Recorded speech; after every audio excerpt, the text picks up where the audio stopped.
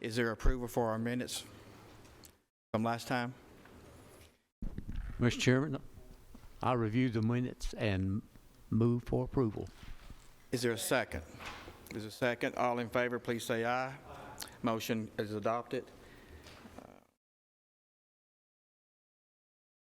Are we going to do Lisa, the transfer first? We can. Okay, is Ms. Harold?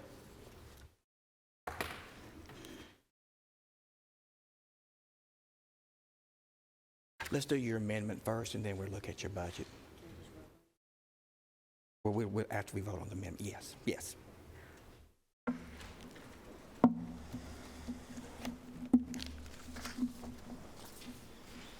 I just have a budget amendment from our jury, 194 jury and witness fees, transferring $25,000 from the other $599 to the jury and witness fees.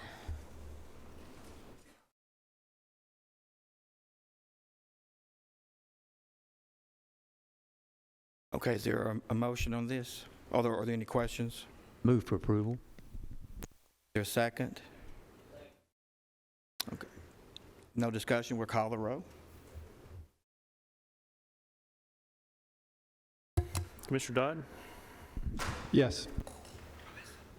Commissioner Johnson? Yes. Commissioner Piercy? Yes. Commissioner Gooch? Yes. Commissioner Stevens? Yes. Snuck in on me over there, sorry. I didn't see him.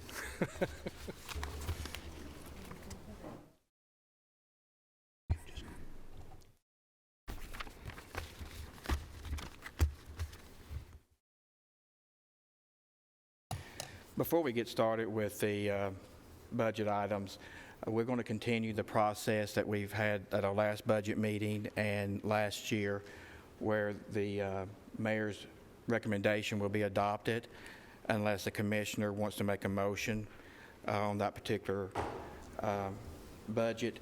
So if I could get a motion to the effect of that we will accept the mayor's recommendation if there is not a requested change as the amounts that would be used to prepare for the committee's vote for publication and to approve the budget for a commission vote. If there is a motion to change the mayor's recommendation, then roll call votes will be taken on those motions. I will. Second. Do we need to call a roll or just Yes, yes, sir. call the roll then? Thank you. Commissioner Dodd? Yes. Commissioner Gooch? Yes. Commissioner Johnson? Yes. Commissioner Piercy? Yes. Commissioner Stevens? Yes. Commissioner Allen? Yes. Sorry, Commissioner. Ms. Harold? Yes, sir. Okay, I don't really have any major changes in my budget. We did go down $17,000 on maintenance agreements due to the fact that it was a one-time fee for the jury systems improvement.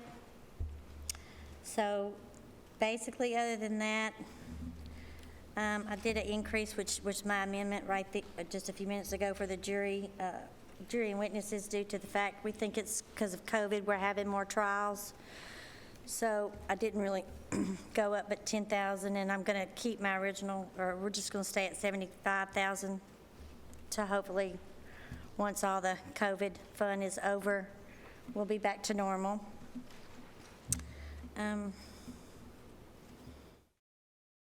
We decreased in our data processing services, and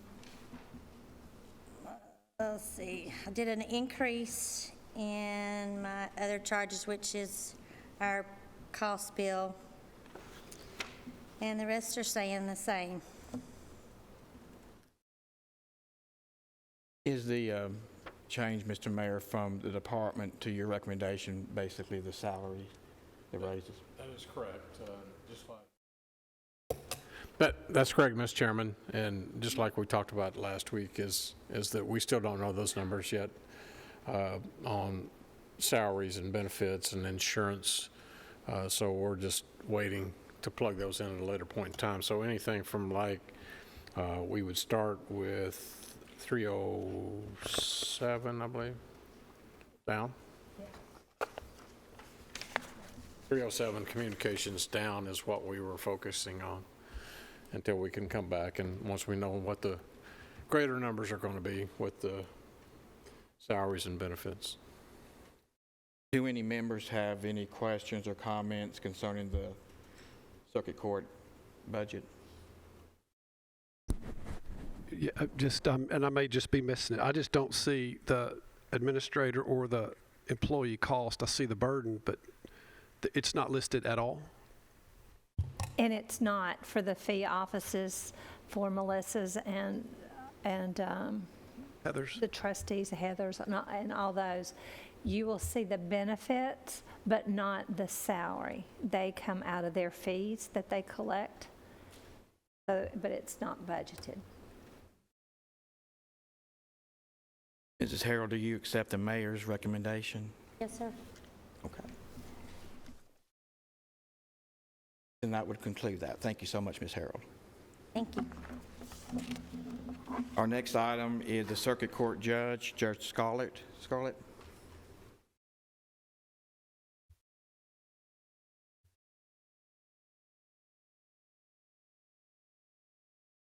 Good evening.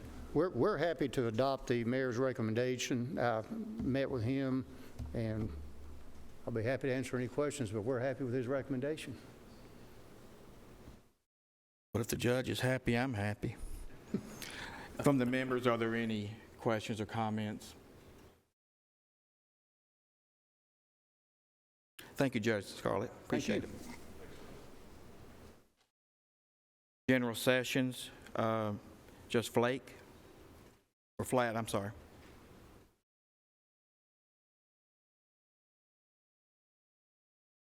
Good evening.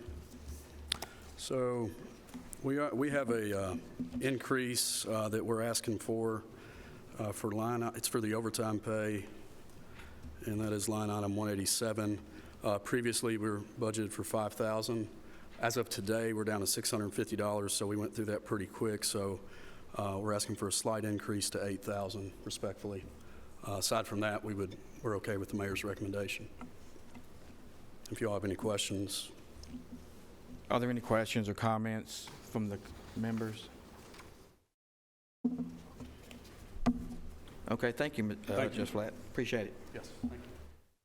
Drug court, Mrs. Breeding.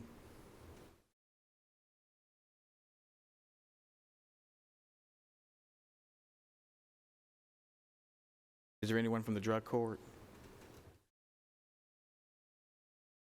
I can do it. Okay, thank you. Okay. Let's see, the drug court mayor's recommendation is $1,917,803. This does include a grant, well, several grants, but one new one that they've added in, I don't remember what the name of that was. That's that Treasury, that federal grant that's in there. It'll be first year. That's in addition to this. And I believe has already, it's already effective this year, rolling into next year. That federal grant started May 1st. It's already underway. Is that indicated on the line item? It's, it will be,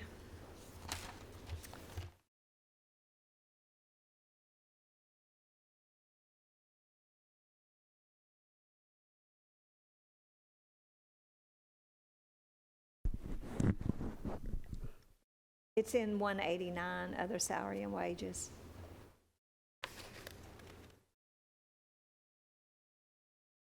Are there any questions from the members concerning the drug court? Lisa or Mayor Ketchum, do y'all know what the $25,000 building improvements are? Just curious. Was, I hadn't seen it in property management. right. It was something she added at the end. Hold on.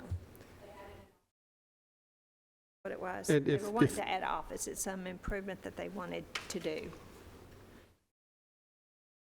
Are they in the old health department? The best I recall in talking to maintenance, there was a wall or a petition they wanted to put up to give them a little bit more privacy, because they're they do talk confidentially with some of those folks, and they wanted to put up that petition wall. I believe that's what they, The old health department, is that where they're located? yeah, the one over on Greenland. It's on Greenland Drive.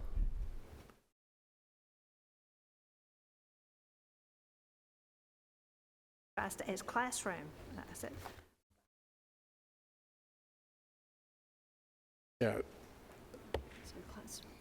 Lisa's showing that it's revised to add a classroom, so that was, There you go. What? Expansion of classroom and secure, yeah, the expansion of classroom was 22,000 and a security door for 5,000. so it was that petition wall that they put up with a door to make it a little more private. Anything else for the drug court? Not probation. Mrs. Phillips?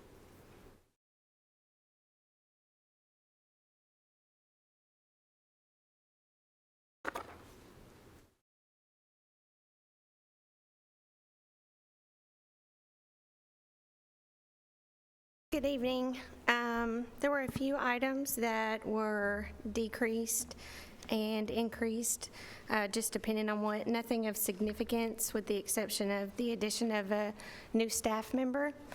And with that said, I would like to go with the mayor's recommendation. I'll be happy to answer any questions you might have. Any questions from or comments from the members? And Ms. Phillips, you do agree with the mayor's recommendation? Yes, I do. Well, thank you very much. Chancery Court, Mr. Bratcher.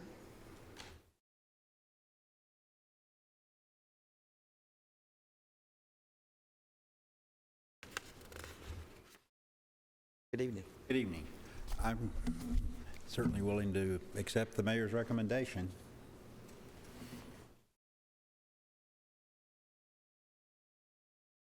And that's of $1,313,134. Yes, sir. Are there any questions or comments from the committee members? John, were you asking for another part-time position? Okay, no additional, okay.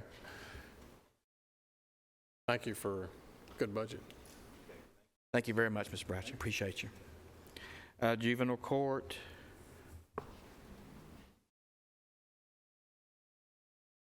Ms. Oh, Nolan? I'm doing it.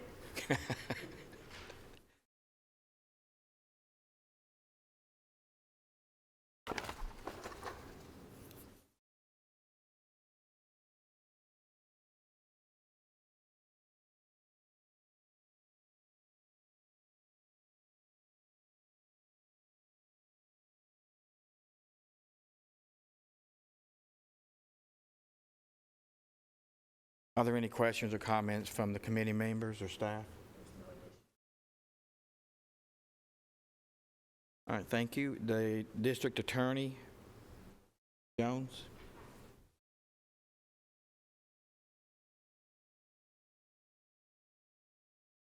Mr. Mayor, Commission, the District Attorney's Office is pleased to accept the recommendation of the Mayor's Office. I will note, and I've spoken with Sonia about it, our current Assistant District Attorney, Brittany Donasso, has resigned from the office. We have hired a new prosecutor for the position. There is a pay difference. I believe he has 17 years experience. I understand that the cap is 10, and that's I believe what he would qualify for after speaking with Sonia. But other than that, I'm pleased to accept Mayor's recommendation. Well, thank you very much. Are there any questions or comments from the members?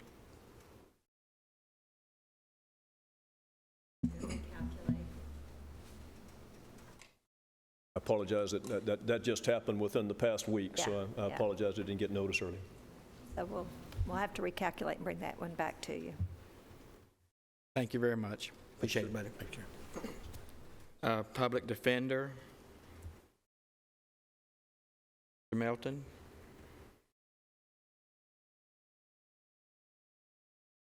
I think he was on the last bus to Woodbury. Lisa, are you able to look at that one for us? I will. It too doesn't have additional people in it either. That budget is $219,441.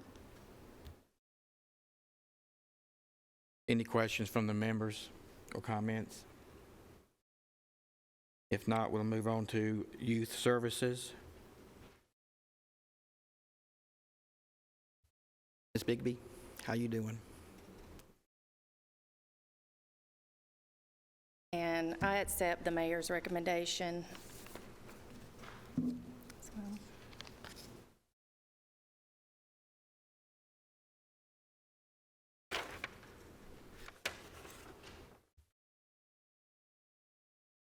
Do you find everything to be in order with the mayor's recommendation? Yes.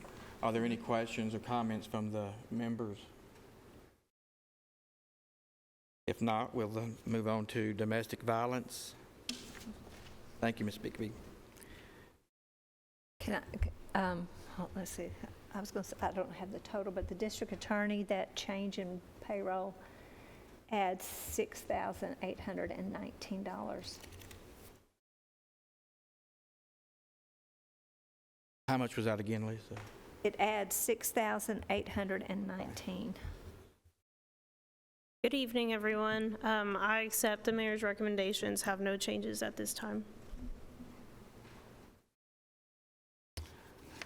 Any questions or comments from the members?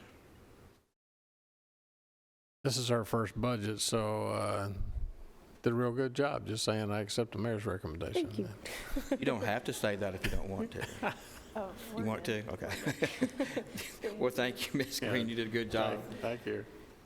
So we'll, Correctional Work Center, Mr. Cope.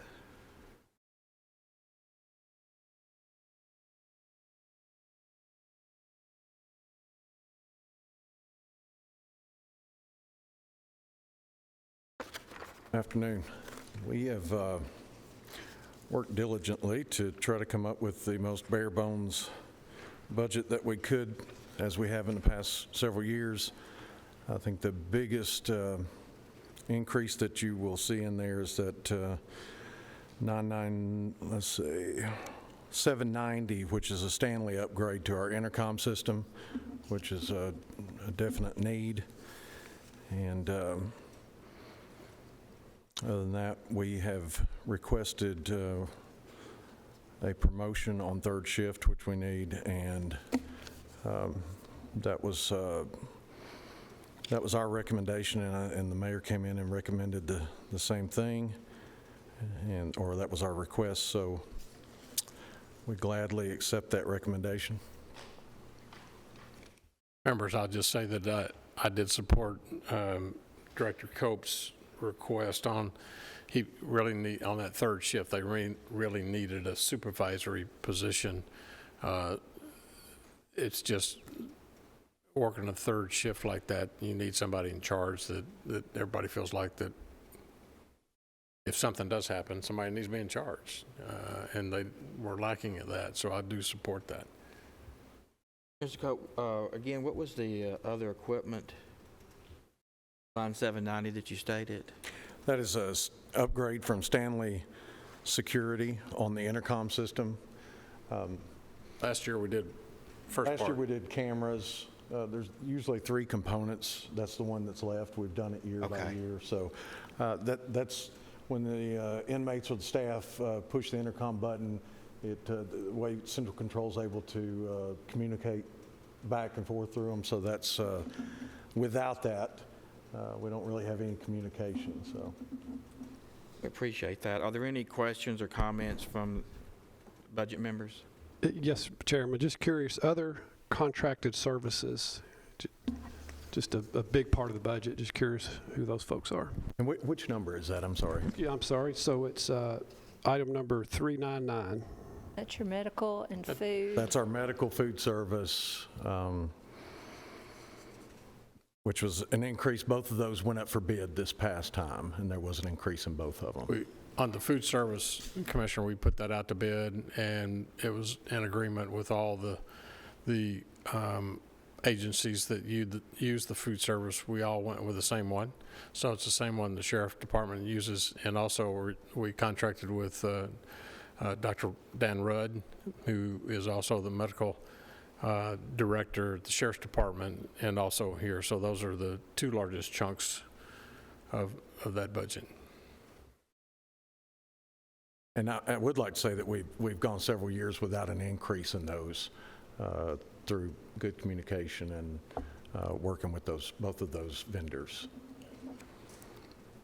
Does that answer your question, Commissioner Dodd? Okay. And Mr. Ms. Chairman, Cope, you I have a question. Oh, go ahead. Thank you.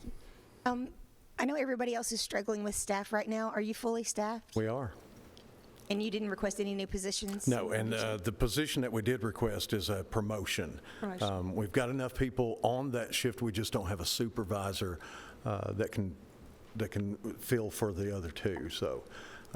And typically, what you like to have is a sergeant and 2 corporals on each shift, and we've never had that on third shift.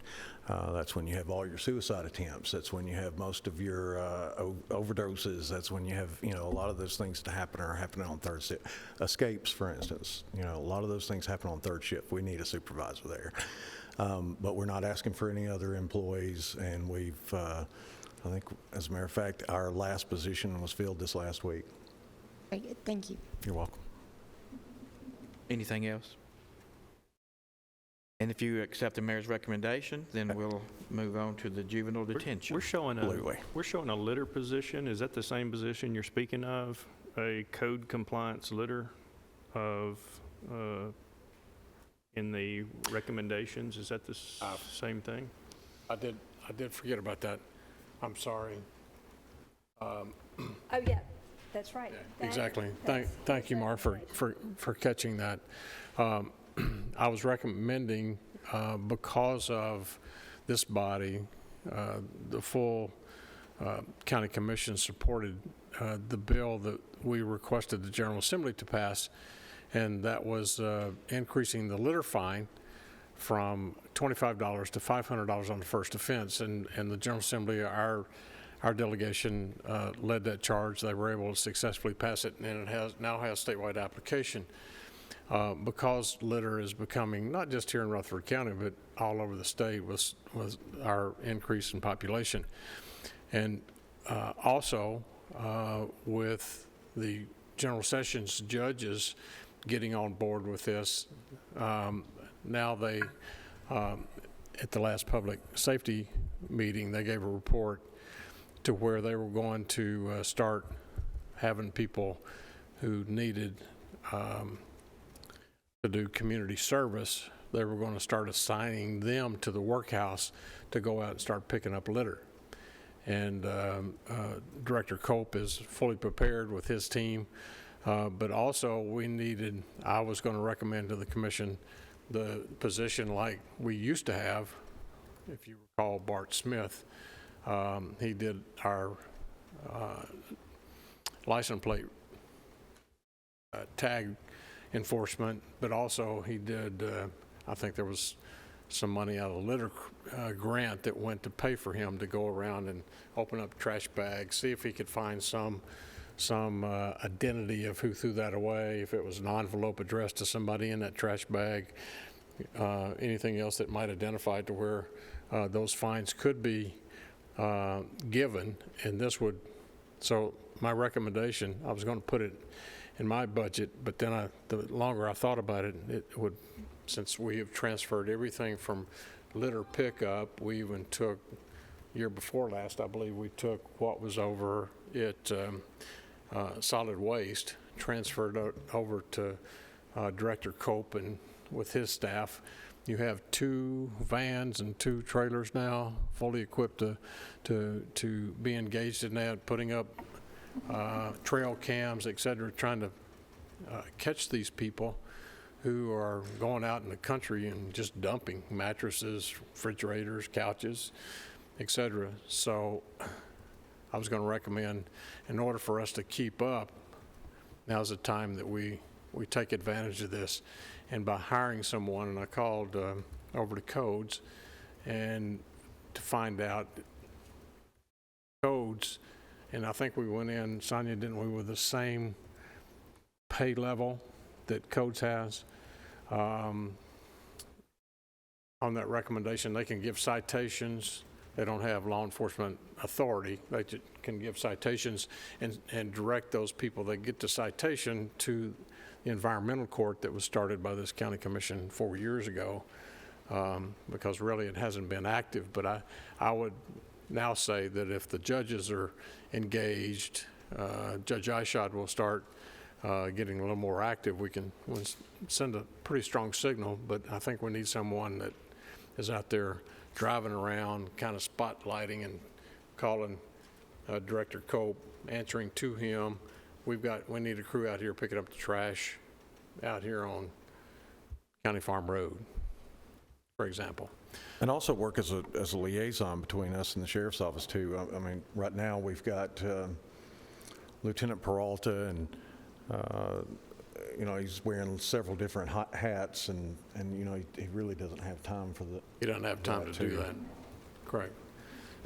So that's my recommendation to the committee. Under whose direction will this position be in charge of? Mayor's office, Mr. Cope? Who? I chose to take it out of my budget. That's why it wasn't in there. So they'll work under the mayor's direction? No. It would be under his direction. His direction? Yes, sir. Thank you. And the liaison part with the sheriff department, this person would act in that role too? Yes, sir.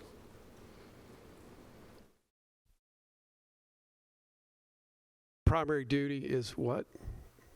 Is trash? Litter enforcement. If we want to discuss further an employee hire or personnel matter, is that the opportunity where we go to further discussion and we pull this out as a motion, or will we be able to look at that choice when we consider the final budget? I'm not real comfortable with that position. It's the first I've heard of it. If it's been through public safety, I'm just not. Well, I think to answer your question, we can do it now, if that's the committee's desire, or is it an option to bring it? I always bring it back.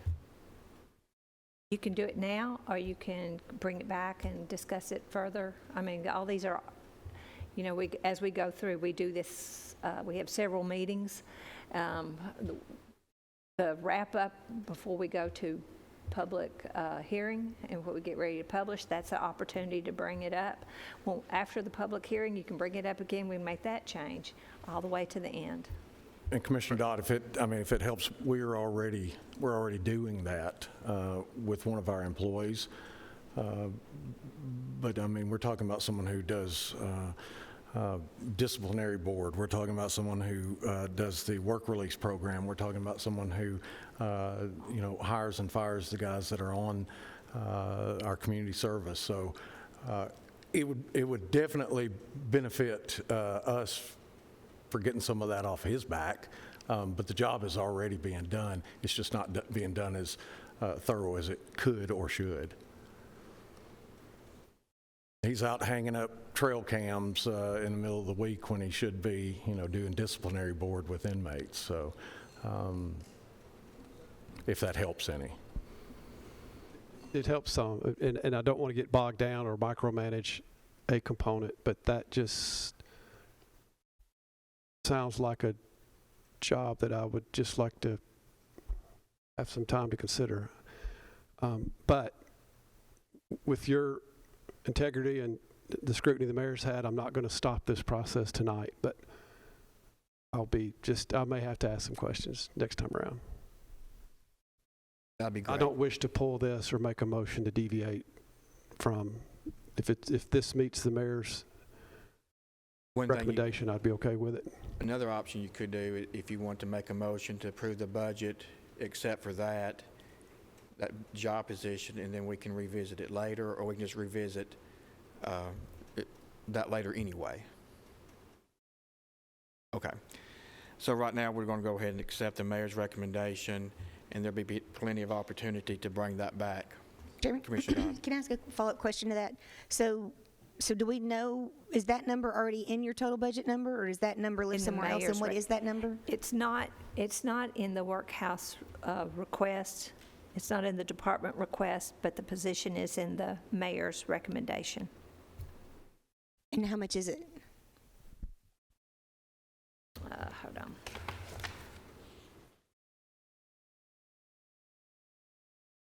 67,138 in total. Page 3 of your recommendation. 67, yeah, 67,138. Is that what you said, Mark? Yes. That's total with benefits. 67,138 is total. Salaries and benefits. Salary and benefits. 67,138, that's everything. Total of the salary was what, Salary, yeah, 45? 45,031. Salary.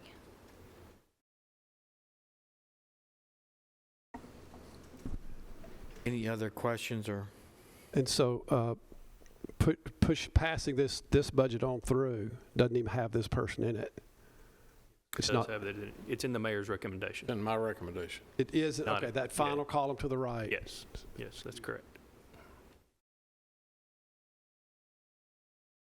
Ms. Allen, you got your question answered? Okay. Anything else, Mr. Cope? No, sir. Well, we appreciate you, and we'll move on to Thank you.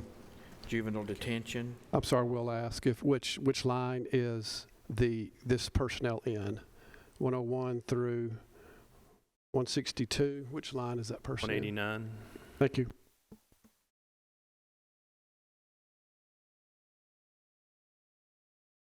Mrs. Duke?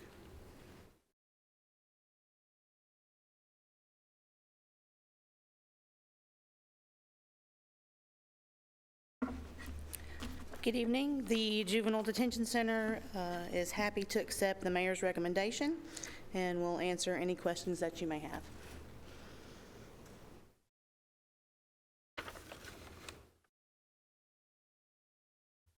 Any questions or comments from budget members or staff?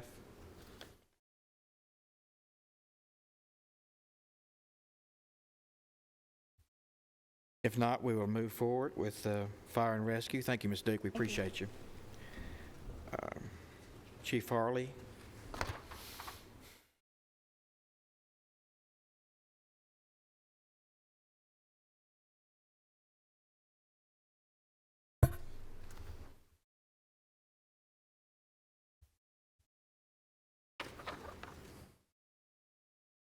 I am more than happy to accept the mayor's recommendation, and I will answer any questions you may have.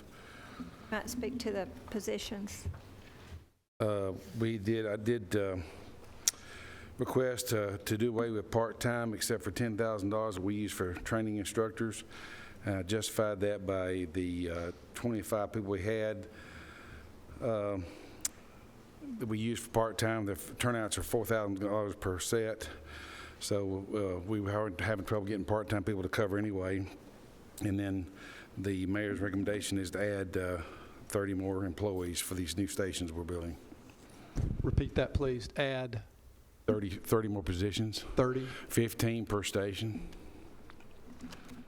Effective 1/1/23. It's not a full year It's for for 6 the months. 30.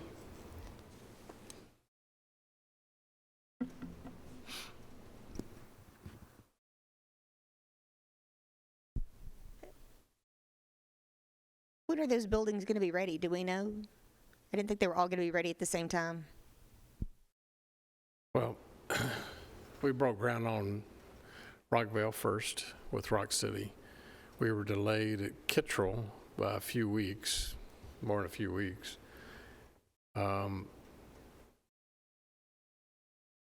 So American Constructors is running about maybe 5 weeks behind. And then the next two, which would be Walter Hill and Las Casas, are following behind that. They're still in the process, but they said originally, Larry, 10 months to be completed. So they're kind of two teams, two construction organizations competing against each other. One got a little short delay in getting started, but I think they'll catch up. So 10 months.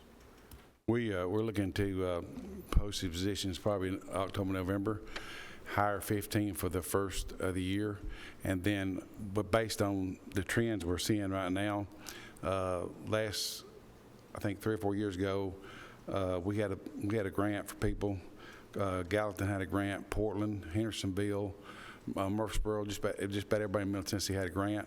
So we figure the 15 we're going to hire, well, maybe more than probably 20, we're going to put on our own rookie school recruit class and teach these firefighters, because if I send them to the academy, as many as I might have seen, it'd be my whole training budget, it'd be $45,000. We can train them in-house. We have the instructors and the facilities to do it. So we plan on putting on a rookie class to hire and train these firefighters to be recruits and be firefighter too once they come out. So if we hire the 15, we'll still hire the time between these stations being built. We start, if we hire the other 15, that'll give us time between the time we hire them and train them. With the time the station's built, they should be ready to go. And then the following year, you're going to need 15 more for each of the other stations? That's up to y'all. I'm just saying, it's a fully staffed station is 15? Yes, ma'am. Okay. And based on our participation from our volunteer departments is getting pretty thin.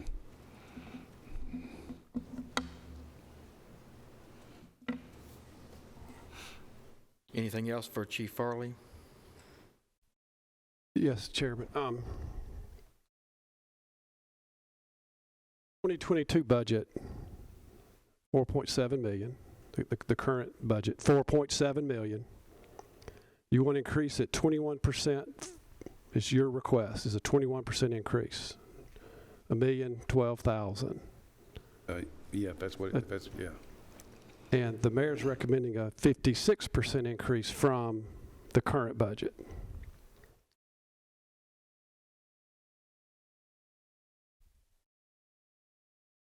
That's just hard to. From Well, 4 it's million. basically, That's hard to it's kind entertain. of, it doesn't make From sense to build million, these 4 stations, million. not put firefighters in them. And so the stations were free, and I questioned during that freely spending brick and mortar with free money, and we didn't have enough to staff.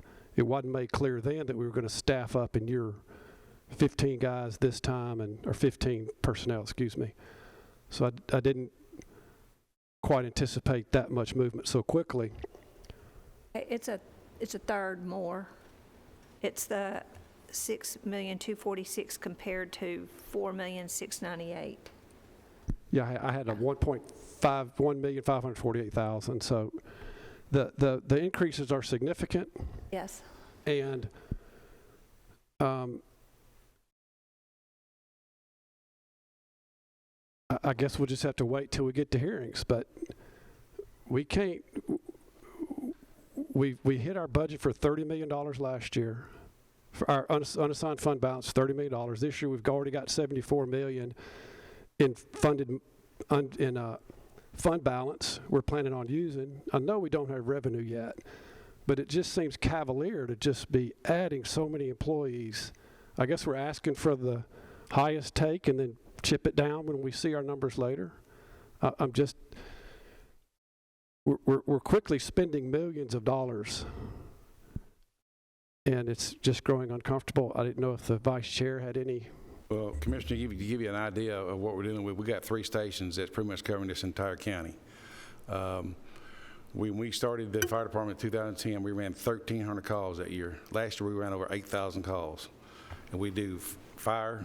If you're trapped in a vehicle out in the county on I-24, we're coming to get you. Nobody else. We do vehicle extrication. We do hazmat. We do cave rescue, structural collapse, trench rescue. You name it, we do it. We're an all-hazardous fire department, and we're running on. We got 3 full-time stations right now. And with the way this county is growing, we're going to have more people. Yes, and I because concur. And I'd give you an idea. If we have a structure fire right now, it takes all 3 stations. If another house comes out on fire, I don't know who's going to go. Yeah, it's a much needed. And you left out water rescue. I know y'all have had some heroic water rescues. We do a lot of water rescue. So the talent, flooding. The talent of your department is incredible. I just need to prepare the taxpayers for a tax increase or perhaps a fire tax. Tremendous increases in your budget to provide services and necessary services, but to just to push through 30% increases or whatever, my math is funny math, but to push through significant increases to fill fire halls that we've built, public safety buildings we've built, I just want it on the record that these millions of dollars in increases as necessary for the public safety. I'm not denying the nobility of your department, but when we're pushing through millions of dollars, it's got to come from somewhere. And that's all. I just wanted to get that out because it's making me uncomfortable to just pass another $6.2 million. Moving on, what's next?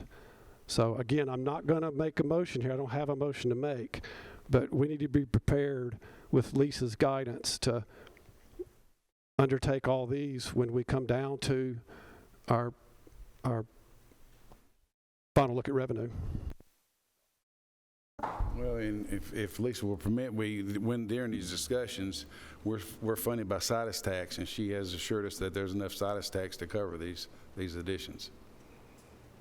Good, thank you, and I will look forward to hearing that, and I am wide open to being educated by professionals, you included. So I'm a layman in this regard, but I just want to make it known that we can't just freely and nonchalantly push millions of dollars on the taxpayer. But, Commissioner Dodd, this has not been nonchalantly. I promise you, I have gone back to, in making my recommendations to you all tonight, every department I've gone back to them and asked them to cut as much as possible. You'll hear that in a few moments. I talked to Chief Farley. You'll hear that from the sheriff. He went in and cut with what he thought that he could get by with in order to try to avoid. The main thing is trying to give a 15% increase in pay to keep these great employees from leaving. So they were willing to make those sacrifices in their recommendations on recurring dollars. I think you'll see later the situs tax does cover the majority of what they're requesting, but it hasn't been nonchalantly taken, I promise you that. Yeah, and thank you for correcting my perhaps poor choice of your words. This budget committee, if we push stuff through quickly, as you know, perhaps the nonchalant was on speaking of myself, not you or these other committee members, but I find myself pushing through millions of dollars. We'll look at it later. It just, yes, sir. I had to call and catch my breath.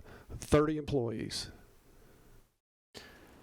is huge, and so I look forward to the conversations as we scrutinize this budget at a future meeting. Well, and let me just follow up behind that, Mr. Chairman, is that for years, the commission has been focused on education, and rightfully so, of trying to provide with the growth. But we are the fourth largest, I think, fourth, not the fifth largest county in the entire state, and the growth is coming at us so fast. We can't just look at education, we've got to look at public safety, because it has, all those departments have been ignored for quite some time. And now it's time to, we step up, and we've done a lot for them in public safety, and we're still continuing to do more. Chief Farley, if you wouldn't mind sticking around, because when we get down to the bottom, I'd like to bring you back up when we talk about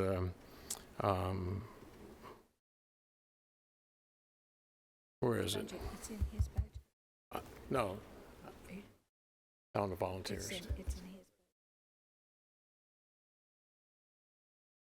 Talking about them? Yeah. Okay. All right. Well, let's go ahead and talk about that now. Lisa says it's in your budget. Right here. Okay, so if you look under 399, at 360,000, Kittrell Fire Chief came to me, and I think many of you probably received a text from Chairman P to look at giving the recommendation. Kittrell came and said that they're struggling to make it on what they have. You know, traditionally we have given them $60,000 every year in request, and he said they actually wanted $100,000. My recommendation was to give them $20,000 more to give them 80. However, with Chief Farley here, you can help explain some occurrences that have happened in the last week and a half. Right now we have Las Casas, we have Roger Moses, acting chief, but basically it's hard for them to, they're down to almost zero. I'm not sure how many volunteers that they have in that department, but they don't roll the units when the tones go off. So they're having to get backup from you all and Kittrell and other departments. Found out that the whole board of directors at Almaville all quit last week. Oh, well, the community, the members who are part of the community, except for the chief, the whole board resigned because, and they're not answering calls. And then Almaville. And then many of you may know Kerry Norris. Kerry recently, he's been engaged with Christiana for as long as I've known him. He put together a fish fry just a few weeks ago. He worked for 3 months putting that fish fry together at Christiana. It was attended by many. And his volunteers started giving him grief over, they didn't like the way he did it. You know, he brought in a food truck for our Uncle Bud's. It was good fish. But they made him so mad that he quit. Well, he was the glue for that volunteer fire department. And those are the things that our volunteer departments are struggling with right now. You know, our focus should be when the tones go off, the volunteers come together and they respond to the fire, first to save lives and then to property. Volunteer organizations are struggling right now. It's not just in fire, it's in all civic organizations. It's everything across the country. People are just not wanting to give any long-term commitment to anything, especially the younger people. They're not willing to do anything. They'd rather go play, go to the lake, go do something, fishing, something. So we're struggling, and it's putting more of a demand back on our full-time paid departments, you know, to save people's lives and property. I don't want to make a recommendation. My first recommendation coming in here tonight from last week was going to be to give everybody another $20,000, all the volunteer fire departments. That would have been Almaville, Christiana, Eagleville, Kittrell, and Las Casas.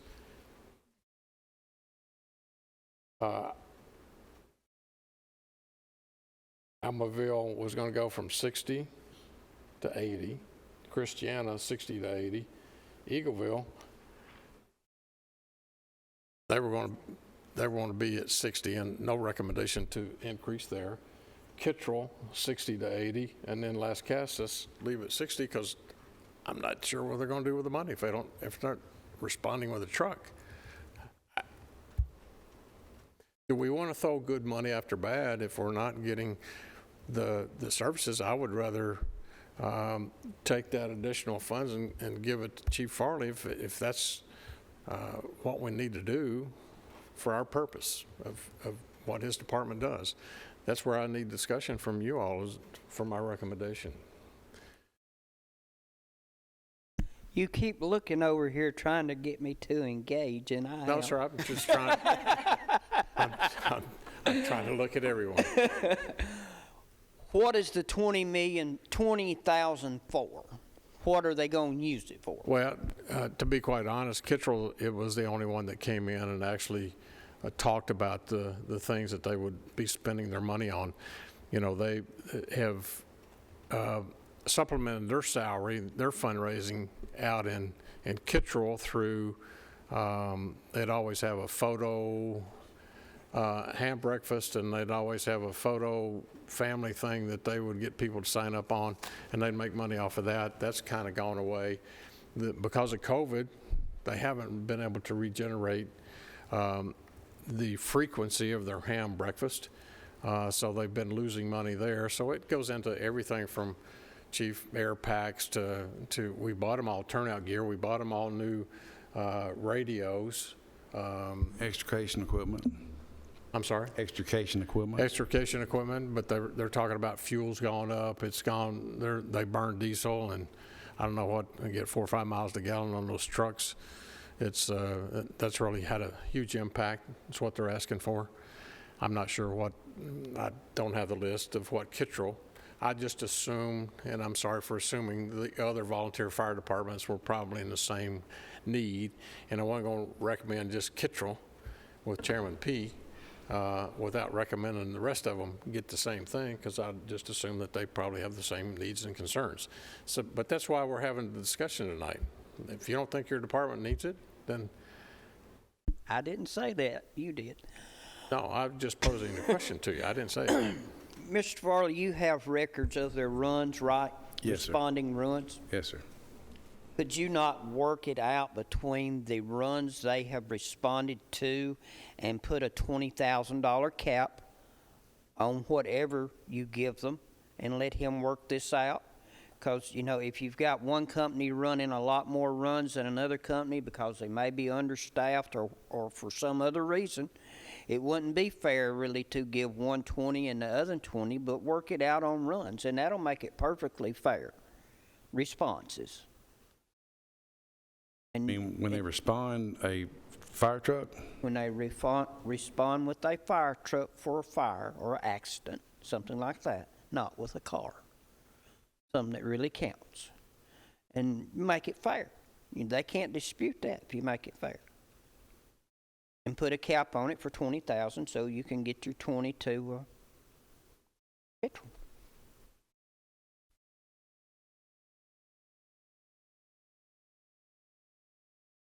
You mean like when they make a run, there's a pot of money, and for every major run that they're using the trucks, they'll give so much in their budget from that $20,000 pot? Or already have it there?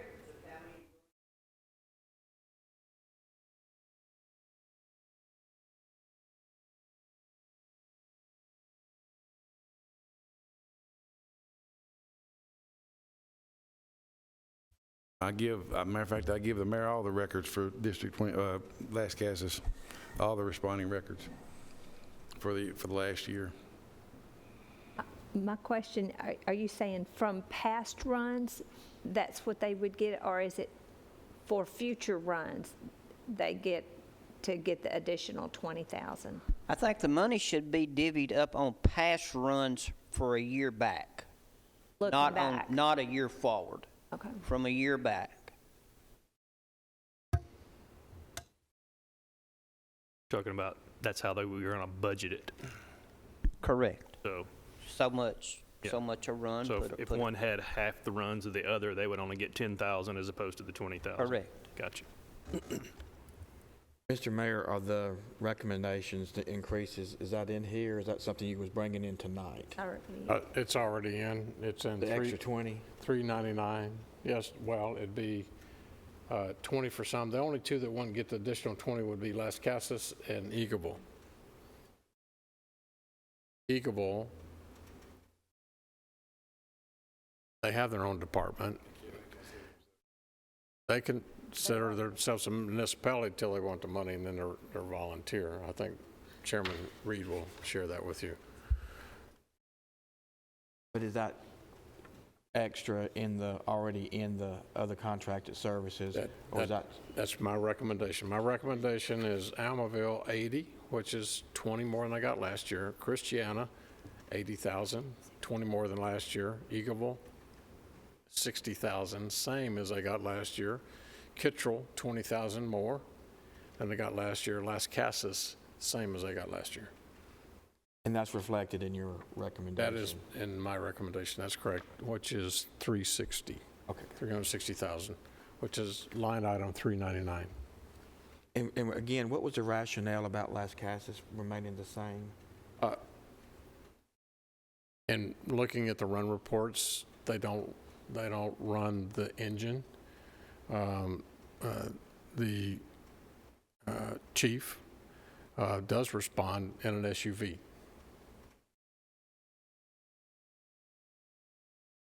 That's not firefighting. And that's not, he doesn't burn diesel, he burns gas.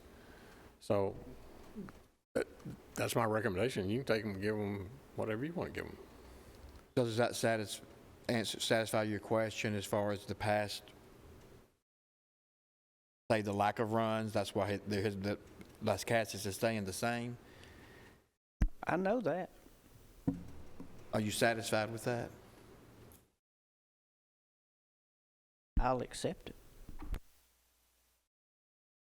Are there any other questions or comments for Chief Farley? I have one question.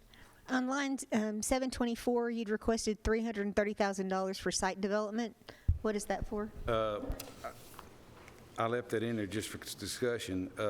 I won't be getting it, but what has happened at the sort building over on Fortress, back when we had all the severe weather, it rained real heavily and that water got up under the asphalt, and when it froze, it broke it all to pieces, and it's clumpled up in piles.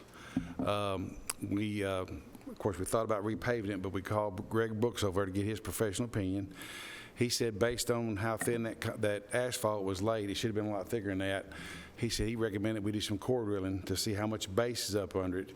He's because if you core drill it and you find out what's up under it, if there's a solid base, then you can repave it. If not, you'd be throwing your money away. So you can disregard that because I really don't know what the cost is going to be. I just throw that out there for discussion to kind of make y'all aware of it. So we'll be moving forward with that, trying to get some out there to core drill it and find out what we're dealing with, and then try to get a price and come back probably next year's budget.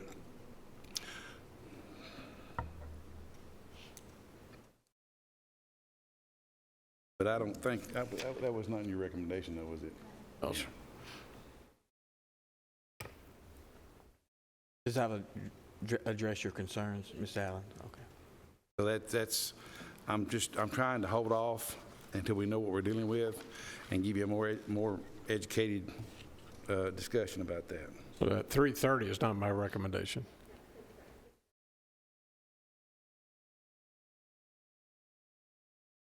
Anything else for Chief Farley? Thank you, Chief. Thank y'all. As Mr. Clark is making his way up here, Mr. Melton, we approved your budget earlier in the evening. So if you want to make any comments, you can, or go enjoy your dinner.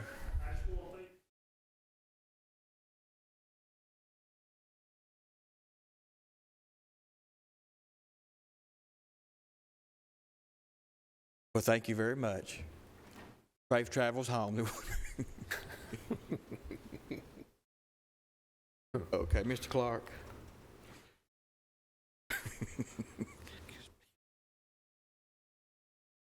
Good evening. As others have stated, that we accept the mayor's recommendation and emergency management, we're happy to accept that.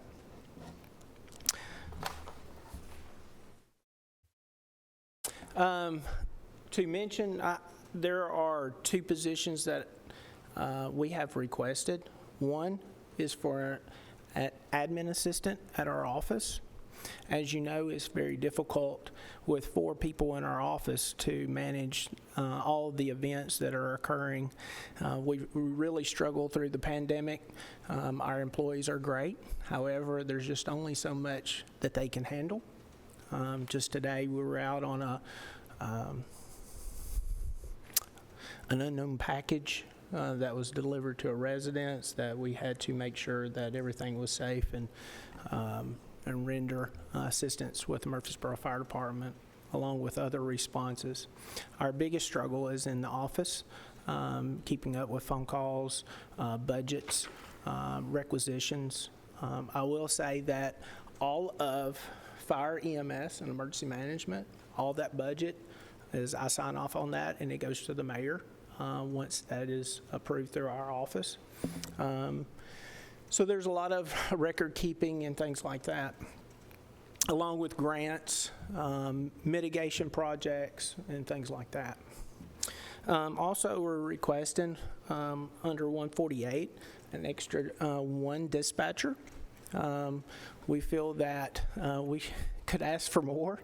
However, we're requesting those. One, taking the mayor's recommendation of trying to make it as slender as possible in our budget.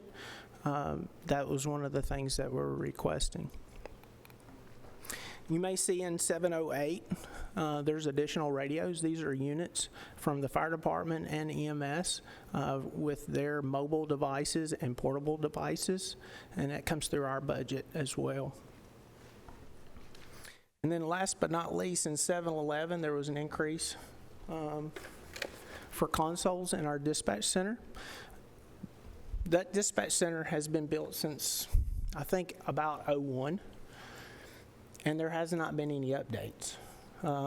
We are finding that due to ergonomics, I think that's how you say it, that our communication staff will be able to stand. However, also considering in the growth of our county and the number of calls that are coming in, the functionality of that will be remodeled as well so that they can handle calls. Right now, they have to stand up and talk. And we've just kind of outgrown that system. And so, therefore, that increase in 711, you'll see there. All in all, there's a 3.2% increase. We've cut, we've turned to meet that small increase. And if you have any questions, I'll be glad to answer them.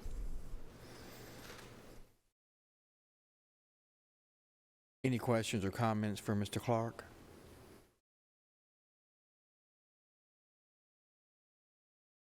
Maybe one, and I don't know if I should ask him or Mayor Ketron. Our new public safety buildings are going to have ambulances in those and people. Whose budget will those machines and people be in? What budget will that be in? But fire will be in Chief Farley's. Understand that. EMS will be in Brian Gaither's. Okay. And of course, there's a small office for the sheriff's department in each one of those locations. So that'll be in the sheriff's office for them to come by and do reports in the rural areas. Okay, thank you. I have one question. And Yes, this is about this year. You've got in 790 under other equipment. Your original budget was 109 and your amended budget was 262. Is that a grant? Looks like it's That's grant money. 790. 790 is where we account for all the Homeland Security grants. It looked like grant was cut off, so I just want to make sure. Thank you.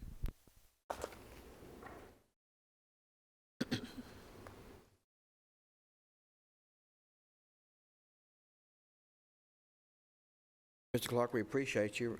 If there's nothing else, we'll move on to building and codes. Mrs. Bell. Thank you.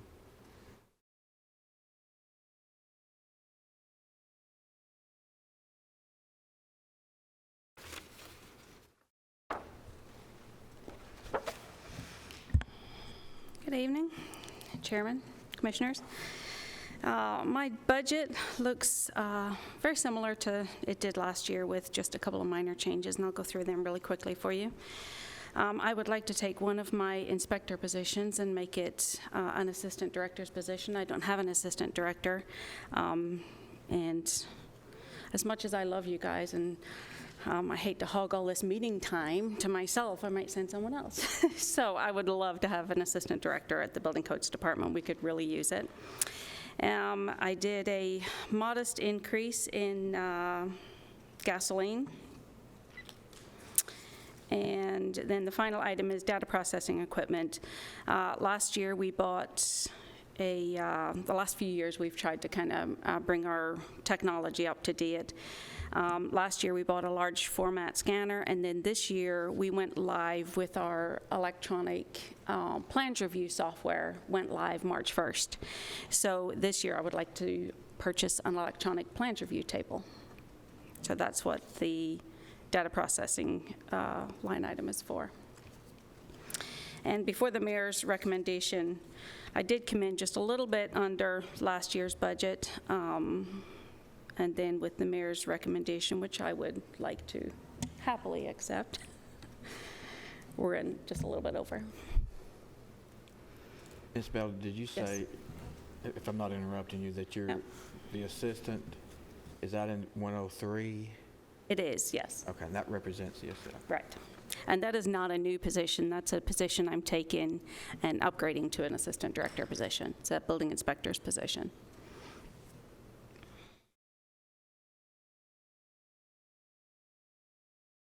Are there any questions or comments on Ms. Bell's budget? I'd just like to say that every time and hopefully she say I don't call often, but every time I call up there, she's available to answer my questions and so forth. And so, we'll give you the assistant, as long as you continue. If not, we will move on to the Sheriff's Department. Thank you, Ms. Bell. We appreciate you.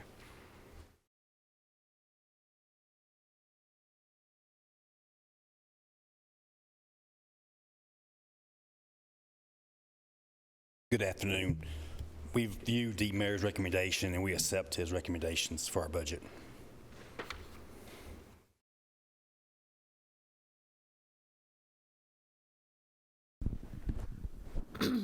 This includes 10 new positions that the mayor recommends as a juvenile investigator, 3 SROs, 1 IT specialist, a training deputy, and 4 other deputies for civil warrants. Yes, ma'am, that's correct.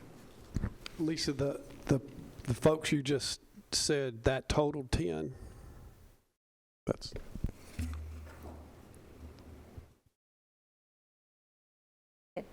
Yes. They requested... Steve, how many was their request? We cut. Yeah, we've cut 6 patrol deputies that was going to work traffic, 1 patrol sergeant. We agreed with 3 SROs, 4 criminal and civil deputies, 1 training deputy, 1 CID, juvenile investigator, then 1 IT public safety specialist.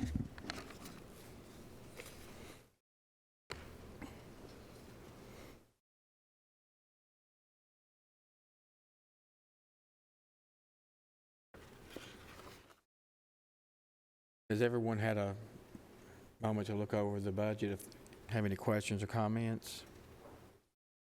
You wanted 17 folks, and you got 10. Yes, sir. Correct? Yes, sir.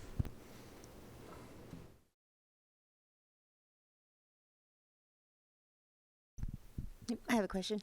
How many open patrol positions do you currently have? None currently. We start a new school, a new class Monday, and the new hires, so patrol's full. So if we give you the additional positions, you think you'll be able to fill them?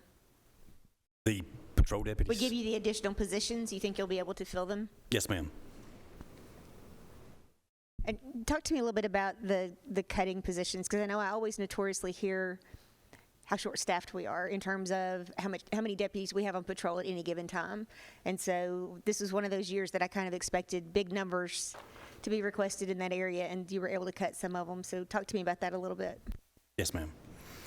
Patrol, on each shift, they've got 60 officers, 20 officers on each shift, and day to day, they've got 10 working every day. Give and take, in service, holidays, out sick, and so forth.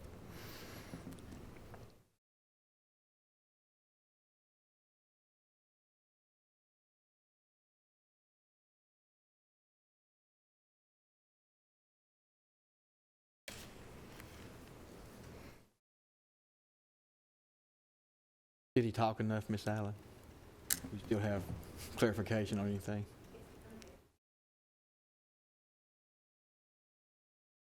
Any other questions or comments?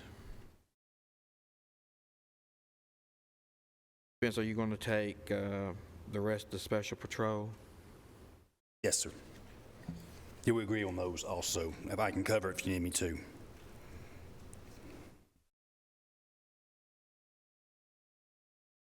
The special patrol is what we get from Corps of Engineers to pays our deputies for patrolling the lake duties.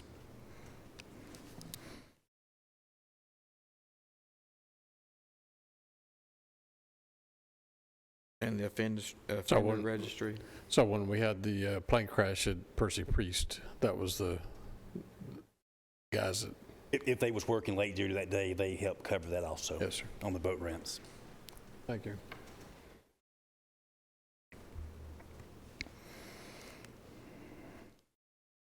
And the offender registry? Yes, sir. We agree with that also, the mayor's recommendation.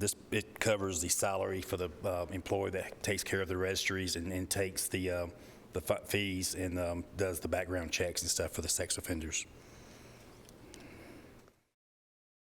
Any questions or comments up to this point? If not, we'll move on to the jail. I have one more question. Go ahead, please. And this will apply to jail as well. I know I've been contacted by a lot of folks in the sheriff's office in terms of their concern over even a 15% pay increase not being sufficient, especially with there being so many other agencies that are raising salaries Yes, ma'am. in that industry. So when I asked you that question before about, will you be able to fill the positions, part of that question in my mind is, based on the salary that we're even going to be offering, do you feel like you'll be competitive at that rate, or do you feel like we need to be considering a higher rate? With the pay raise, we've been more competitive with other agencies. With the 15, or if we go above the 15? Because what I'm hearing is that even the 15 is not enough. I can go into that a little bit better. At 15%, I think we're still going to be below competitive rate. I think we need to be near 20% increase. Laverne is advertising certified officers at 50,000 right now. I'm nowhere near that. Even with the 15% increase, I will not be near that. So I still have the opportunity to be losing officers to our surrounding agencies. Laverne is going to give another 6% July 1, from what we understand. So that 50,000 will even be a greater gap from where we are. Of course, I probably figured this different from the way Sonia does, but I'm looking at a 15% on a patrol deputy will bring us to 47,827. I'll still be about 3,000 below Laverne, and then with another 6, be even that further along. At a 20%, it'll bring us at 49,906, which at least puts us in the ball game. And so that's kind of where I am with it. I'm not going to turn down 15% by any means. I'll take whatever we can get for our people, but I do not think 15% is enough. It needs to be nearer 20.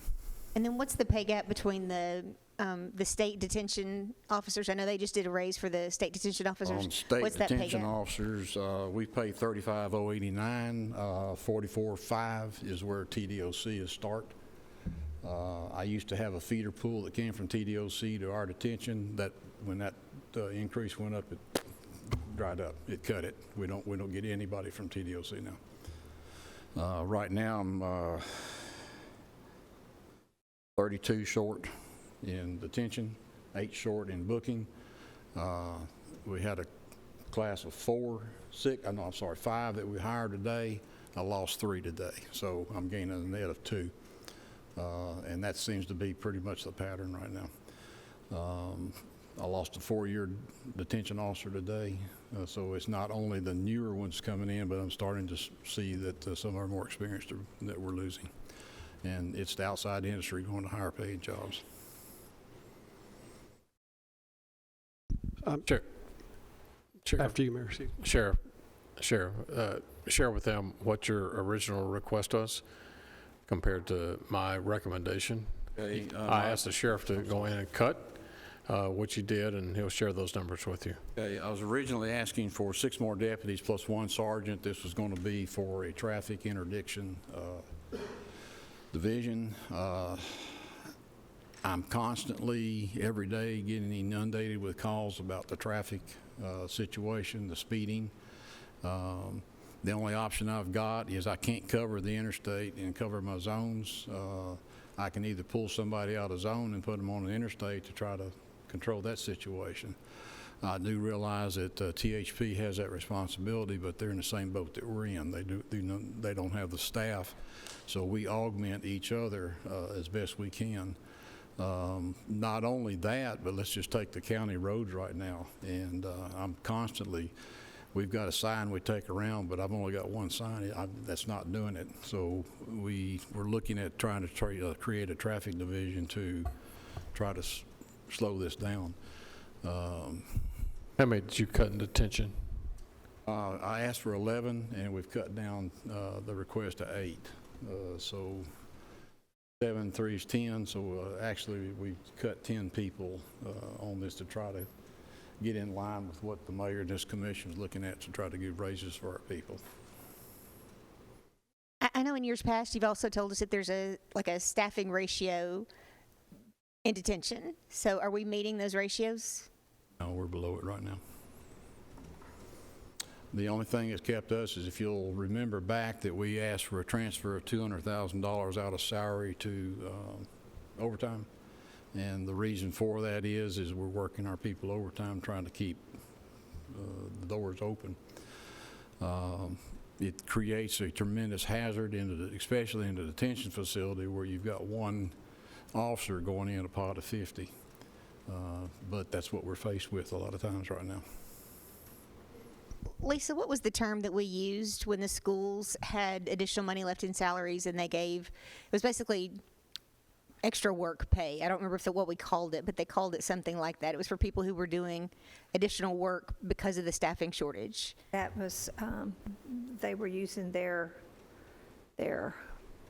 ESSER money to help pay. It was not salary surplus money that they used for that. Or was it that last one that we used? Yeah, that last amendment was, I think that was ESSER money on the federal side, I believe, that they were going to do. Right, but this last bit, the last one we did where they recognized additional sales tax, additional revenue, and they're using that to help fund additional pay at the end of the year. So I guess I can't remember what they're calling it, but it is to help for all those people that have worked. I mean, I think there are some parameters to who gets it. But I guess that's where that came from. Yeah, where I'm headed with this is, I don't know if we can do this in the sheriff's department, but I'm just curious if the same premise doesn't apply. I know these people are getting overtime, but I'm just curious to know, can we apply the same principle to the sheriff's office that we applied to the schools? And I don't know, I know they all operate under different rules and the funds have different rules, but if he has surplus salary, is there a way for us to look at a similar supplement?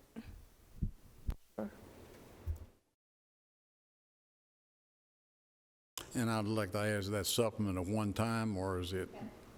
That would be a supplement just simply from from your pool of. But it'd be a one-time. That you have, right? And I'm not talking about that in lieu of the 15%. I'm talking about on top of. Okay. And I agree. I mean, anything that we can get our people, I'm for it. I'm especially for raising their monthly salary, where it's something that will continue even into the future, and any increases that we get will be on top of that. Well, part of what I'm thinking is we already budgeted for that. So really on paper, that money's spent. Right. It's better if it lives in their pockets than on our paper. Well, I understand. Yeah. Commissioner Dodd? Yes, I do have some constituents that asking me to look into longevity pay. Have you adjusted, or did you request to help me understand your longevity pay and how it would help? I think how it would help those who've been with you the longest and enhance this 15% raise. And where are we with that? It's not in there. It's not in the mayor's recommendation. And I did calculate it to say if you went from $25 per year, 25 years to 50, just doubling it, it adds about $231,000 into the general fund. It would add $3,300 to the solid waste, and in ambulance, it adds,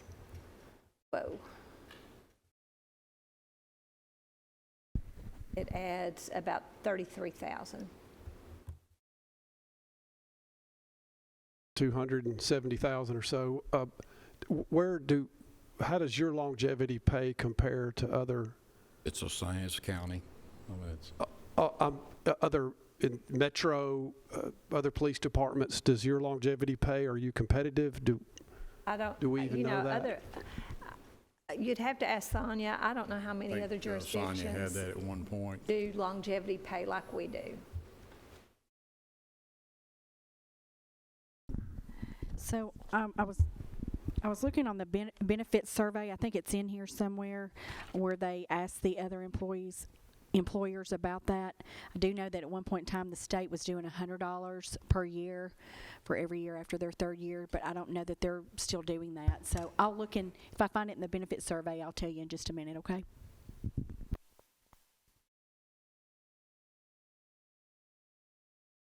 I guess it would help your folks.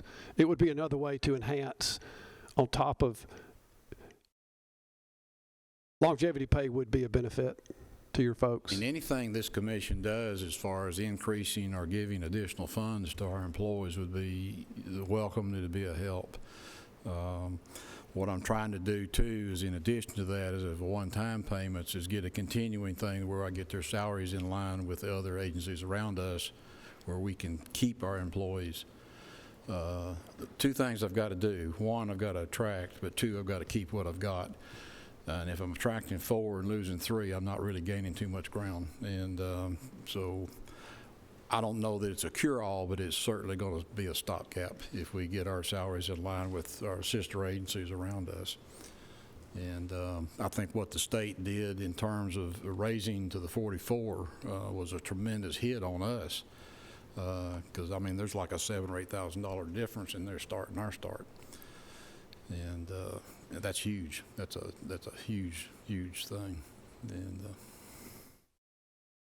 Mr. Chairman, I'm not going to make a motion. I don't think we need to, because we've discussed that we can come back and revisit these at any time. But I just want to go on record that I'm not satisfied with where we're at on the sheriff's pay schedule, and I'm not satisfied that we've sufficiently looked at the staffing. So those will be two things that we will come back and revisit before we close this budget out. Thank you. Any attention? Okay, let's go on to the DEA fund.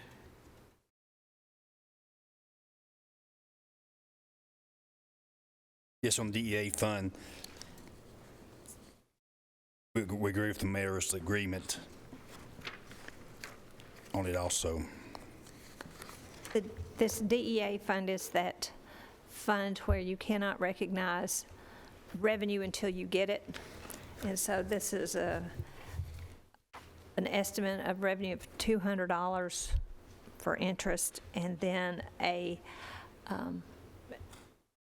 appropriation of $20,000 that we just kind of do as a placeholder. If I remember that we come back in August, and then after we close our books, and then the Sheriff's Department will bring forward an amendment to budget anything that's in their fund balance that they want to use. So yes, this is kind of we have to budget it, but it's just something that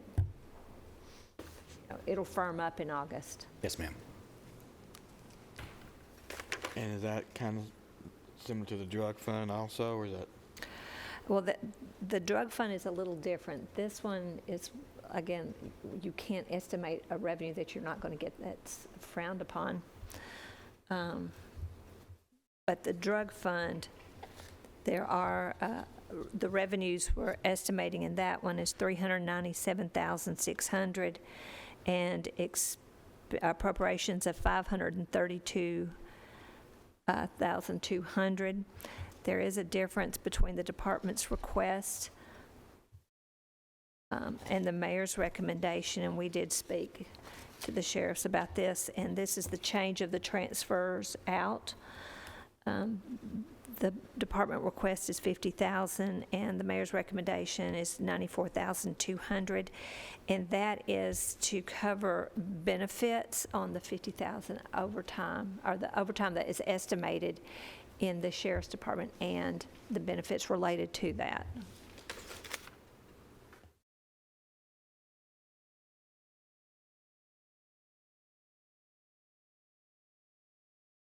Y'all remember years ago, we had positions budgeted into this fund, and that was out, but yet this fund does help pay for the overtime for those officers that are in the general fund. Any questions or comments at this point, members? If not, we'll end, I guess, with the traffic control.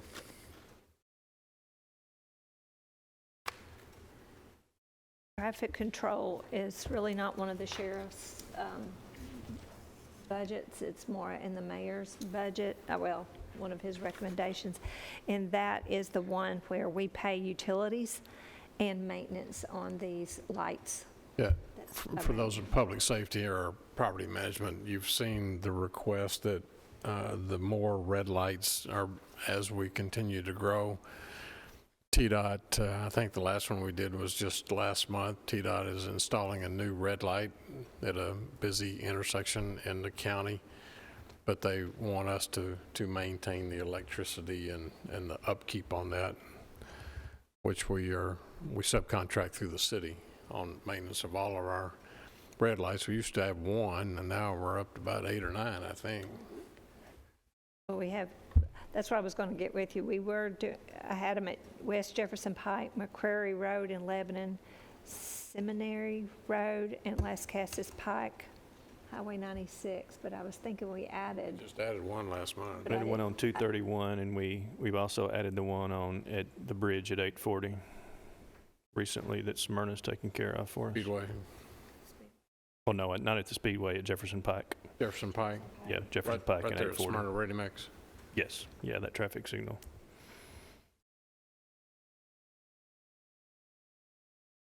Is there anything else for Mr. Spence?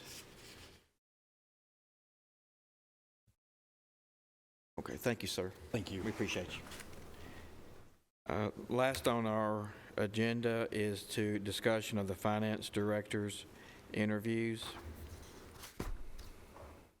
I think we were given a direction to come up with each individual's top 6 choices as far as who we would like to interview. And I know some of us have. I know some of us are still kind of looking at that. So it was suggested to me earlier that if we would submit these 6 recommendations to Mrs. Stevenson, and if she could put together a list, so a ranking. So in other words, if all 7 of us want to interview these 3 people, obviously they'll be on the list, and then she can kind of do a ranking of the remainder, and then maybe at our next meeting, we can look at that ranking and decide at that point how many we want to interview, and then possibly set up some dates.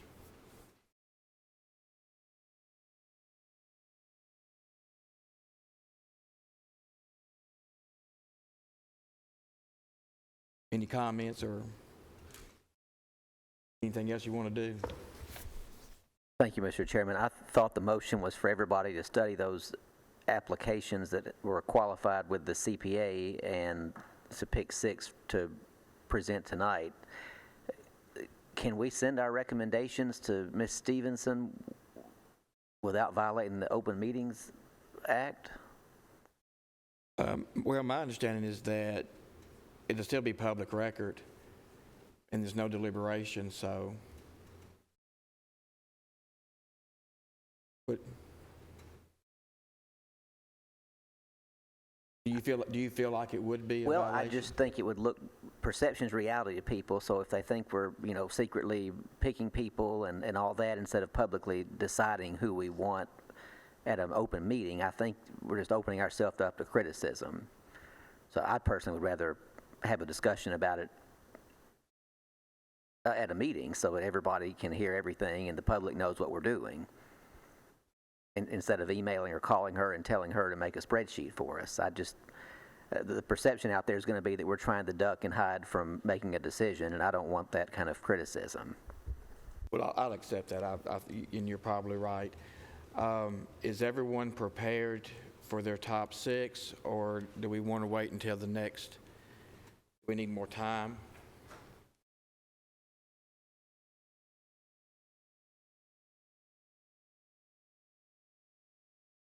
Are you ready? Is everyone over here ready?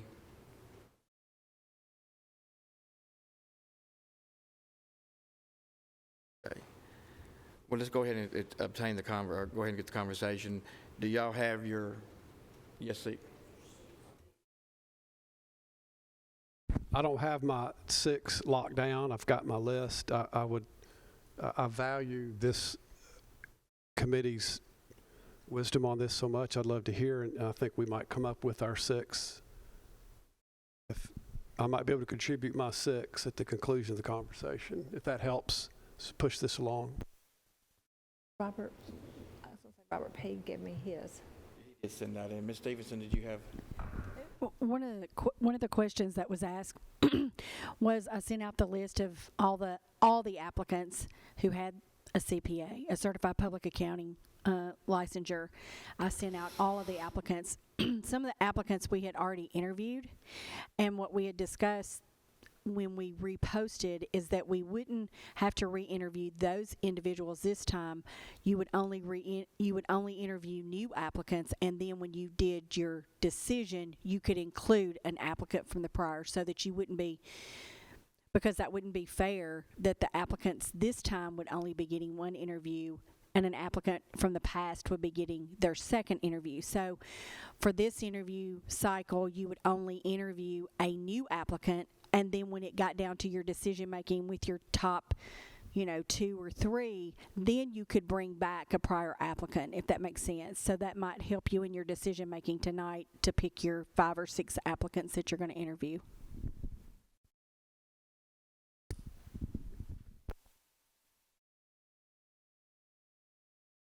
Okay, Commissioner Stevens, do you want to share your top 6 or so and maybe a comment on why? Well, sure. I left one in there from the past interview, Mr. Hampton. I don't think we need to interview him again until we've interviewed the other ones, but I did want him to make the final 6, so I left him in mine. Okay. So he's in there, but I'm just going to read them alphabetically down the list in no particular order other than that. But Adams, Rossignol, I had some good experience. Can you say those again? I'm trying to write those down so we can get those. Would you? Hampton, we had interviewed him previously. I want him to make the final 6 out of the 6 I'm choosing, but I'm not sure we have to interview him again, like Ms. Stevenson said. And then Adams, Rossignol, Chernyak. Gosh, I wish I had the names. I was going to ask, could he go ahead and just read his off and then give him your list so that he would have the list? I can. So we don't have the applications here for the meeting? I did not receive them, so I don't have any idea who the candidates are. I've got the applications, and I've made a interview schedule. I just put everybody's name of the new applicants so I can go through here and check the list and then give that list to you. Okay. Would that be helpful to you? That'd be great. Yeah, then we can just tally them up. Okay, so Adams, Rossignol, Chernyak, Drabner, Harper, LaCondra, and then, of course, Hampton from last time.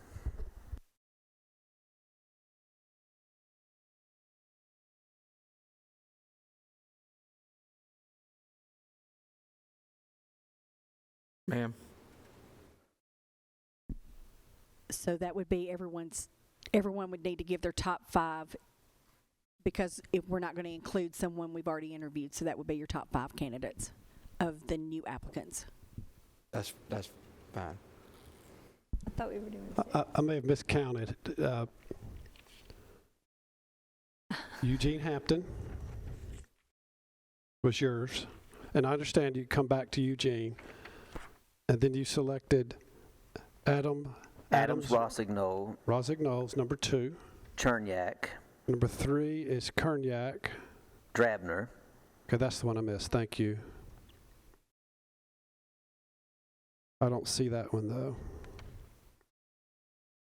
Say that name again. Drabner. It was Kimberly Drabner.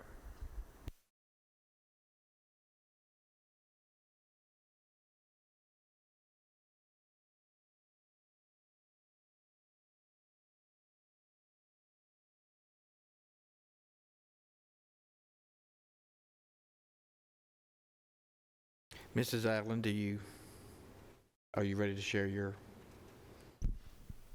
I had McDonald, LeCondre, Drabner, Cherniak, Adams, and I also pulled back Hampton into my top 6.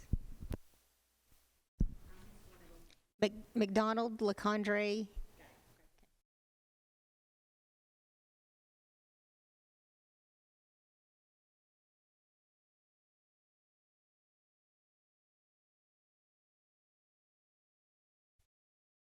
Commissioner Piercy, are you ready to share yours?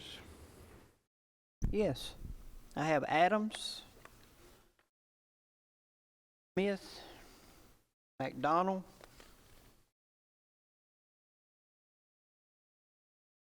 Andre, Hampton.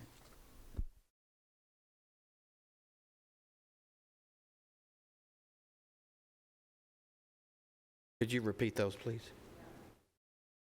Could you reconsider not complete?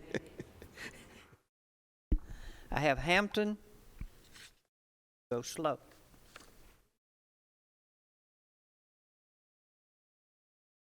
Eugene Hampton, yes. McDonald, LeCondre, Smith, Adams, my 5.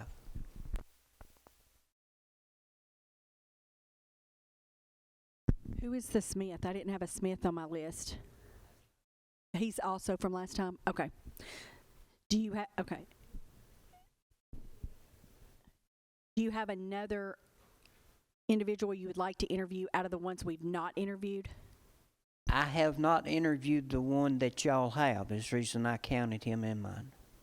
I was not present. Gotcha. Okay.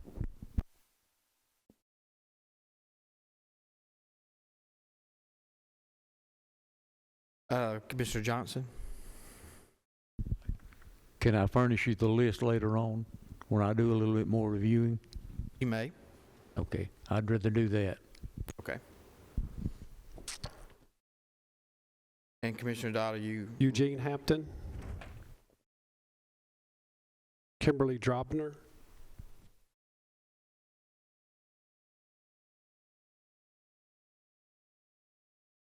Carolyn Adams Rossignol, Dimitri Cherniak,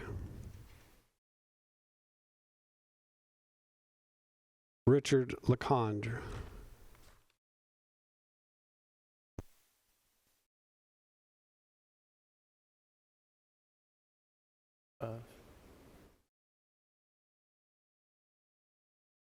Five you listed, is that correct?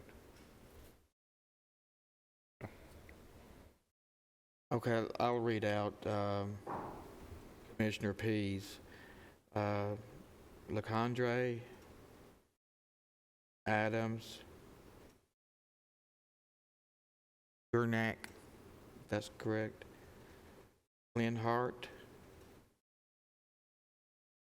Joshua Ricks, and Calvin Gordon.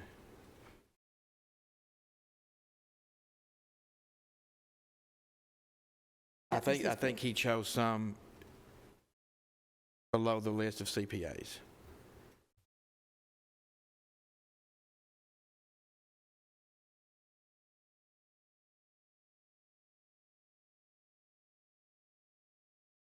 Okay,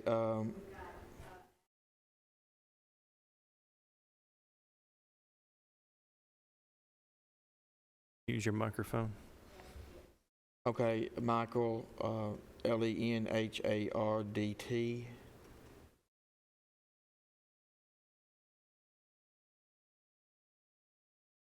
Tasha Ricks, Ricks. And Calvin Golden.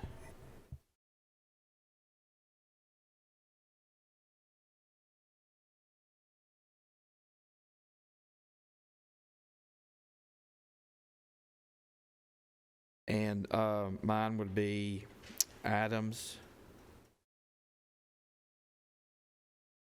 Yernak,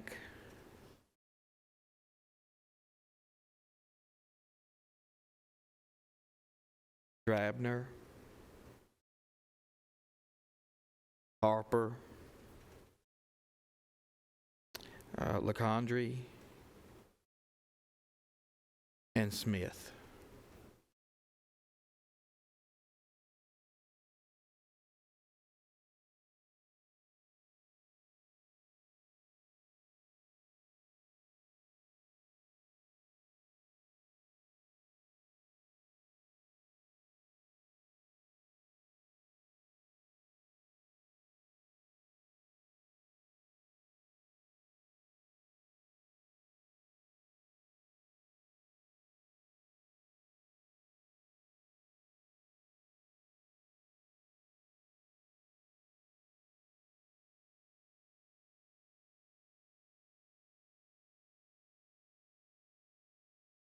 Hey, Sonia, if you don't mind, if you would take away the Harper on mine and add Eugene Hampton, please. Harper.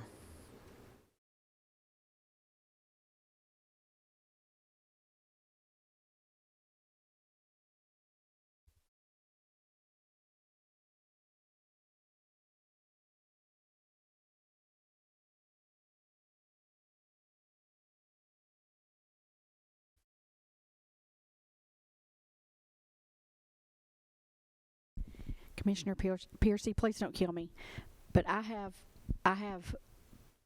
Carolyn Adams Rosengold for you. I have Richard LeCondre for you, Lacey McDonald, Michael Smith, and did you have any others? He said who? Eugene Hampton. Hampton.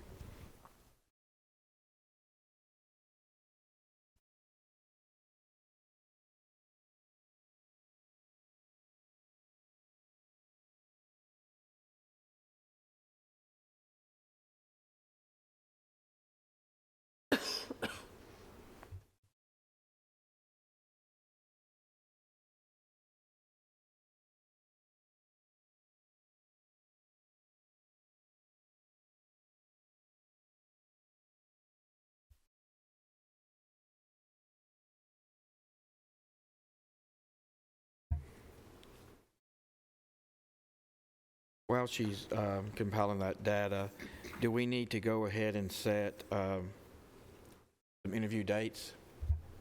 Are we prepared to do that tonight?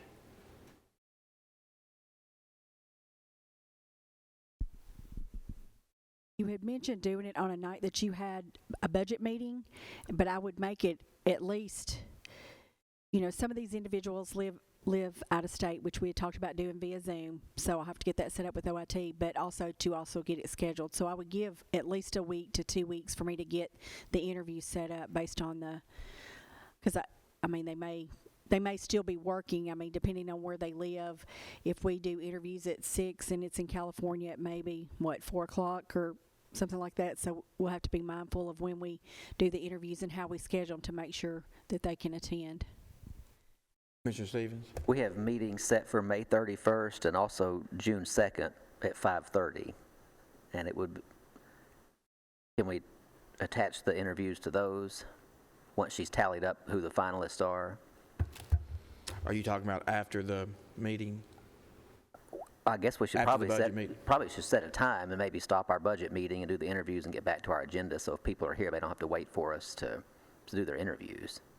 And how many, if we do 6, 3 each night?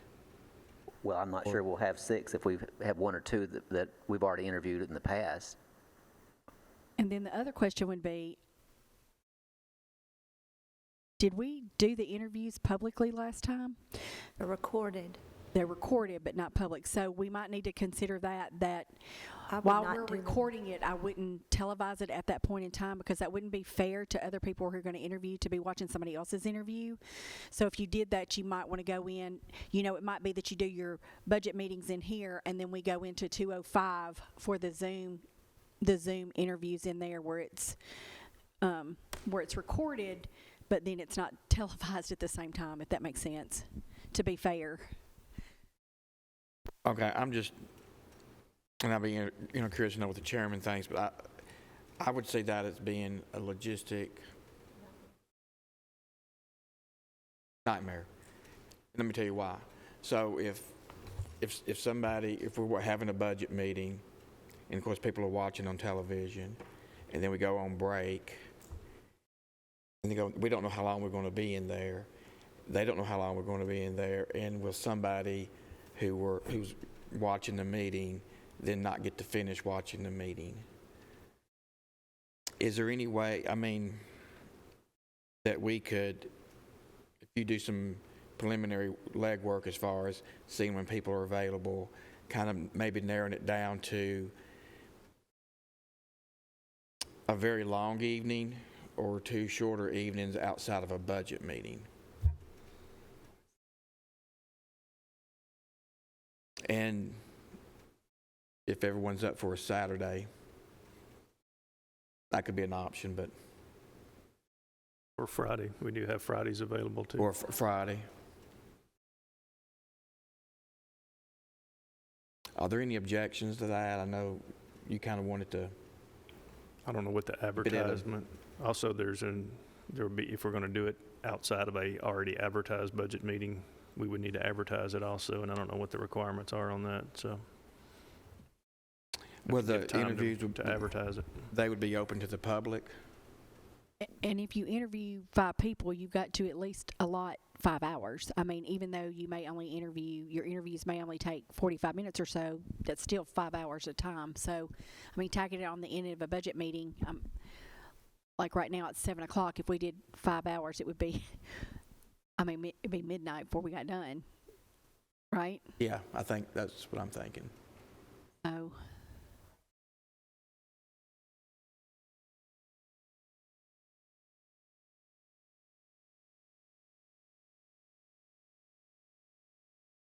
Are there any objections to having it on a non-budget meeting time?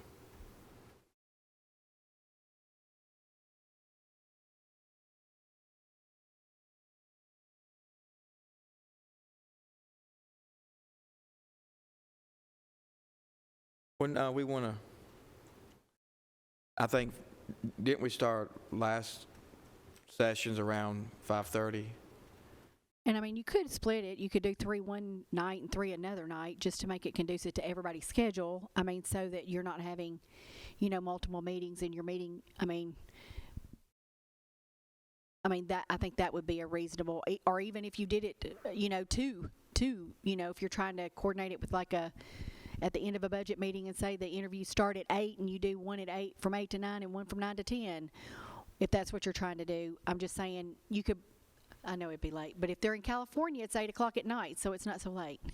But I'm just trying to give you options, but you could break it up however you want, just to make sure that you got everybody interviewed. It doesn't all have to be in one night, or all in one day, but if you want it to be, we can absolutely do that. However you want it, you just tell me, and that's what I'll make happen. Well, I just don't want to go in the middle of a budget meeting. It's okay, now we're going to have some interviews, and then come back to the budget meeting.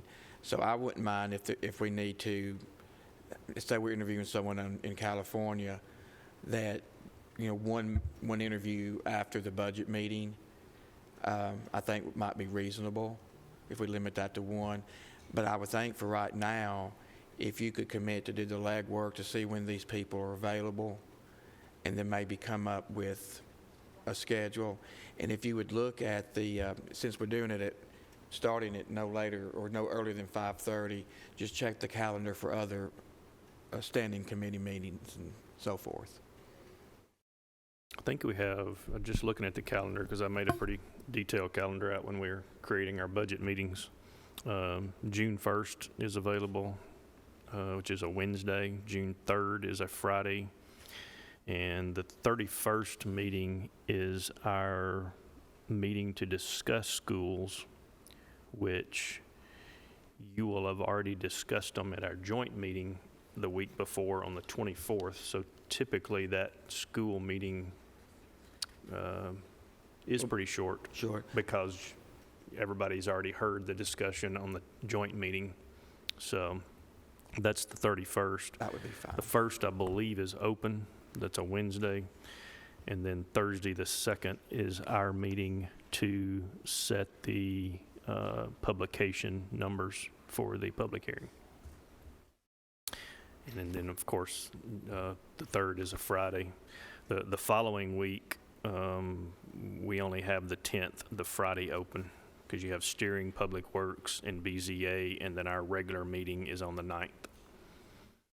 And I know that's a lot of work to compile, Sonia, so if you need more time to, take the interview, and one interview could be a week, and then it may be another week or another 2 weeks before we finish everything up, because I knew there was a lot of work to coordinate all that stuff, so. And I mean, the individuals that are doing, when you're talking about somebody having to do Zoom and they're on a different time schedule than us, I mean, there is a possibility that we could do that sooner than having to wait, a couple of weeks. I mean, once you nail it down, I can start calling tomorrow. Okay. I mean, so as far as that, I can start calling and you say these are the 5 you want to interview, and I can get them called and say, what's your availability? I just normally have this is the day we're going to interview, here's the time slots, and I let them pick a time slot. So what I need to know is, I mean, if you wanted to start them this week, Wednesday, Thursday, Friday, Saturday, or whatever, I could put that in the time slots and say, here's the times available, which one best fits your schedule. Because those that are doing Zoom, they're not going to have to drive in or fly in. They're just going to sit down with their laptop to interview. So it's just based on whether they're home from their work or already have something, graduations or whatever. So Okay. we don't have to push it that far out if you want to do it sooner than later. I think sooner. Okay, what names do you Okay, have so as far as? Carolyn Rossingole received 6 votes. Dimitri Chernak received 5. Kimberly Drabner received 4. Richard LeCondre received 6. And then Eugene Hampton, which is somebody we've already interviewed, received 5. So that would round out your 1, 2, 3, 4, 5. So if you only wanted to interview 4 and then come back with your top 2 and include Eugene in your top 2 or 3, then you could do that. Or I could, the next highest candidate was the Lacey McDonald and Michael Smith, both with 2.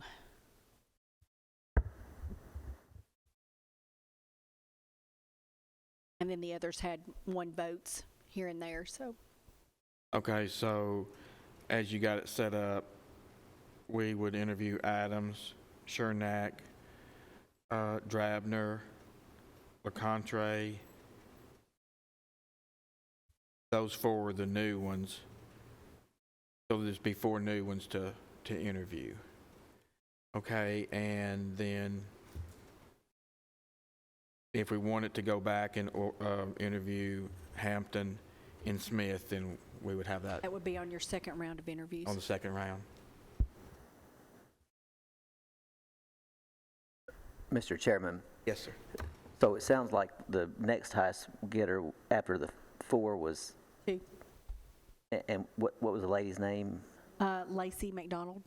So if we have Smith and Hampton that we've already interviewed, that would give us 5 to interview.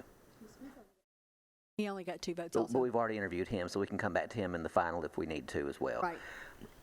I was going to suggest maybe if we do 1 after the Budget Committee on the 31st, and then do 3 that Wednesday, and then 1 on the Thursday when we're meeting again. Okay, so one That way on we the could interview 5 one on people. the 31st, 3 on June 1st, Yes, which would take a special meeting. and then what was the last one? June 2nd, we've got a budget meeting that night too. So, and the one on Wednesday, start that interview process at 5:30 or 6? What time? I thought we decided 5:30. That's what I'm saying, because Commissioner Pierce, you can be here at 5:30, Commissioner Piercy, 5:30 PM, okay?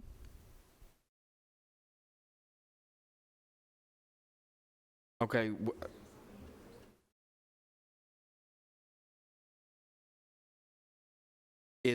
I'm just curious, is there anyone who had someone that they did not make the top list that they really, really, really wanted to interview?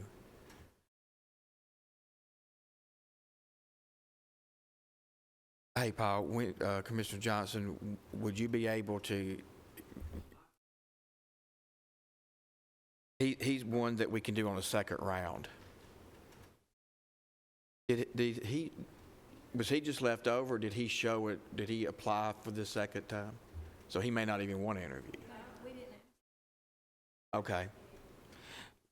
If you want to, if you could get your list to Sonia, maybe by tomorrow, that'll give you.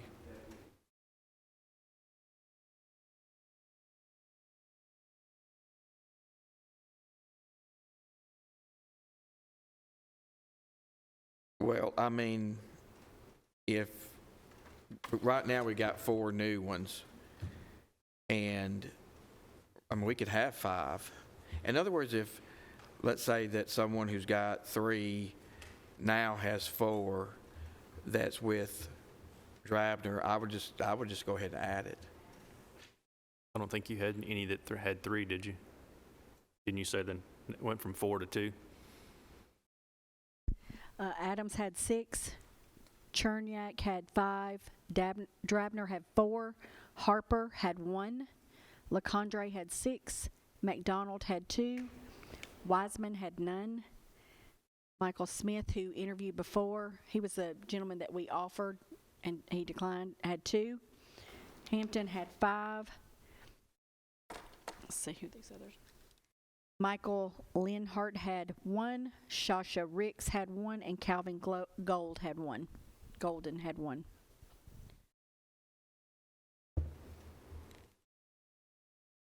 Ms. Allen? So when we vote, everything's by majority. So I would just say if any candidate gets 4 or more, then let's schedule an interview, because that's a majority of the committee. That seems fair. Okay, I can go with that. Are there any objections to her recommendation? Okay, are there any other discussion on this? And we have I think Ms. Stevenson is clear. If there's nothing, go ahead. We should tentatively mark the 31st and the 1st as our interview dates.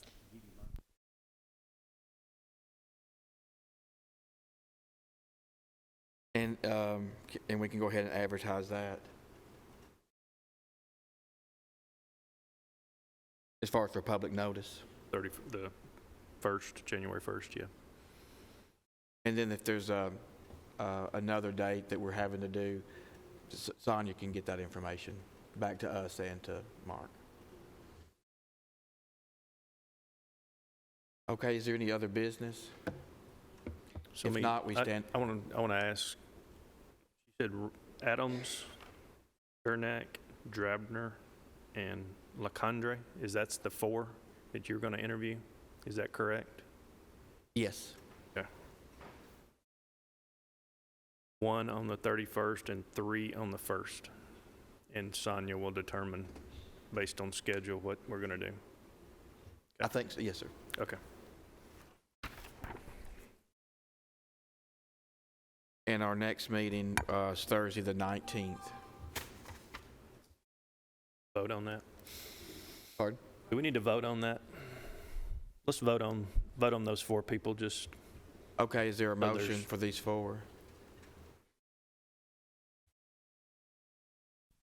I'll make a motion, Mr. Chairman, that Sonia schedule interviews with Adams, Cherniak, Drabner, and LeCondre. And if there's any other candidate, once she gets all the tallies in, if there's any other candidate that has 4 or more votes, that she would add that person to the list as well. Is there a second? Commissioner Dodd? And let's call the roll on this, please. Is there any discussion, or let's go ahead and call the roll. Wait. Do we not need to add the people that you might bring back from the previous time?